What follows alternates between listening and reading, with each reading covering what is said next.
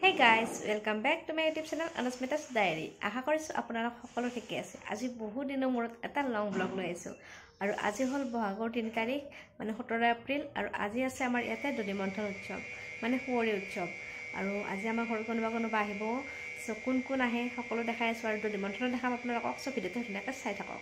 দধিমন্থনৰ দিনা দিনৰ ভাগত যেহেতু মাছ মাংস নচলে আমাৰ এইফালে, সো এয়া মই পনীৰ বনাই আছো আৰু মা দালি আৰু সবজি হোৱা কৰিলে আৰু বাকি ভাজিব আছে কিবা কিবি কৰিব আছে। সো এইখিনি মায়ে কৰিব, এইখিনি মই কৰি থলো আৰু। হাই দিয়া। হাই। আমি এতিয়া গৈ আছো দধিমন্থন চাবলৈ।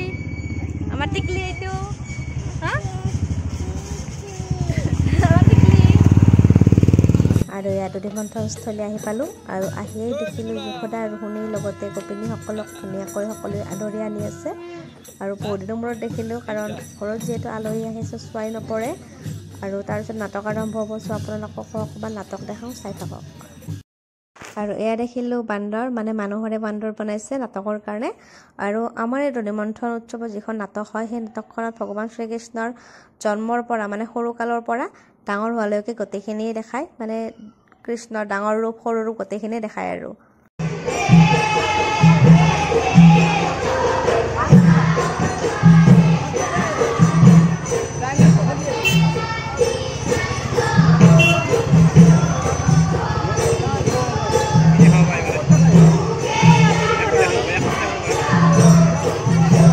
আৰু এয়া শ্ৰীকৃষ্ণৰ পাঠ আৰম্ভ হ'ল আৰু এয়া তেখেতৰ ল'ৰালি কালটো দেখাই আছে। মাক যশোদা আৰু ৰুক্মিণীৰ লগতে গোপিনীসকলে দধিমুঠি আছে আৰু তেখেতে বাৰে গৈ তেখেতসকলক দিগদাৰ কৰি আছে। তাকেই দেখাই আছে। গোপিনীসকলে বাৰে তেখেতক বহুৱাই থৈ আহে আৰু ভগৱান শ্ৰীকৃষ্ণই আকৌ উঠি আহি পেলাই তেখেতসকলক দধিমুঠত দিগদাৰি দি আছে। তাকেই দেখাই আছে আৰু কাহিনীটো বহুত বেছি ইণ্টাৰেষ্টিং হয়, গোটেইখিনি চালেহে গম পোৱা যায়।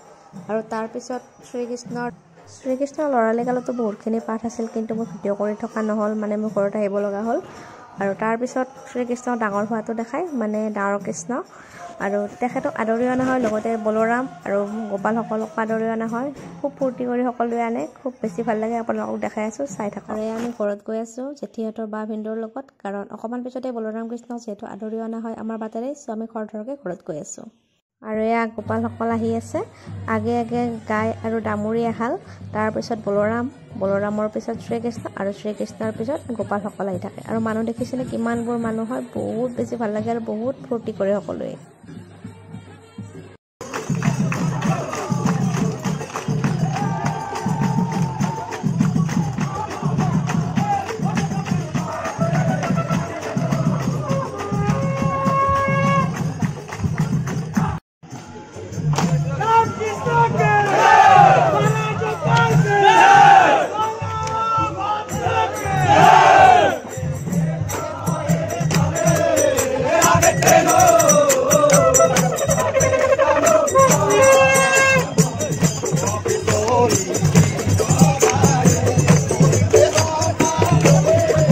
যেতিয়া বলোৰাম কৃষ্ণক আদৰি অনা হয়, সকলোৱে বাটত গামোচা পাৰি দিয়ে আৰু সেই গামোচাৰ ওপৰেৰে বলোৰাম কৃষ্ণ লগতে গোপালসকলক আদৰি নিয়া হয় আৰু সকলোৱে সেৱা কৰে।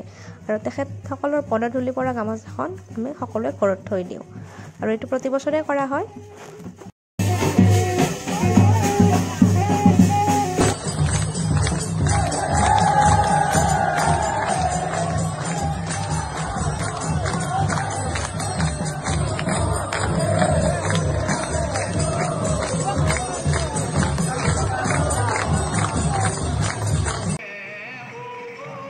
আমিও বলোৰাম কৃষ্ণৰ লগতে পিছে গ'লোঁ আৰু তাত অকণমান টাইম থাকি আমি গুচি আহিলোঁ। আৰু বহুতখিনি পাঠ আছিল, বলোৰাম কৃষ্ণৰ লগতে গোপালসকলৰ নাচ গান বহুতখিনি আছিল, নাটক আছিল। কিন্তু আমাৰ যিহেতু ঘৰত আলহী আছিল, চোৱা নহ'ল। আৰু আজি ভিডিঅ'টো ইমানতে সামৰণি মাৰোঁ। নেক্সট ভিডিঅ'ত আকৌ লগ পাম। যদি চাই ভাল পালে ভিডিঅ'টোত লাইক কমেণ্ট শ্বেয়াৰ কৰি দিব, লগতে চেনেলটো ছাবস্ক্ৰাইব কৰি দিব। বাই।